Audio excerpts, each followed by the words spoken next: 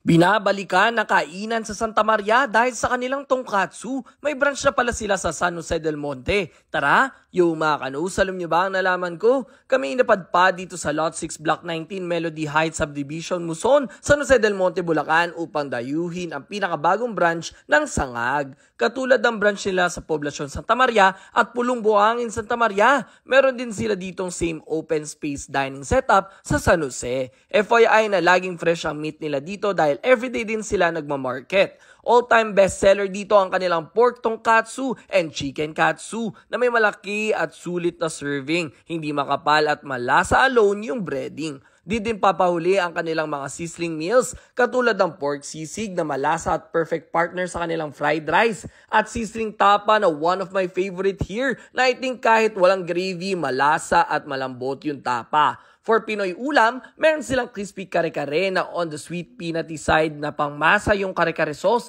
walang aftertaste yung gulay and juice yung gamit na part ng laman kaya malaki. And Shanghai naman na ganito kadami ang serving ng platter na pwede talaga for sharing. For silog ay bestseller ang kanilang liempo silog na in-order dahil ganito ang kanilang serving. Kung mahilig ka naman sa hipon, pwede mong itry itong tempura naman nila. For panulak, you can order their lemonade, either green apple lemon, lychee lemon, blueberry lemon, or honey lemon Yakult na may refreshing taste after your greasy meal. Lalagay ko na lang ang kanilang menu sa baba na makakatiyak ako na sa murang halaga na hindi nakakabutas ang bulsa ay mabubusog kayo at masasarapan din sa kanilang pagkain. Open nga pala sila from 11 AM to 10:40 PM every day. So ano pa hinihintay nyo? Tayo na dito sa Sangag sa San Jose del Monte City, Bulacan. Let's go!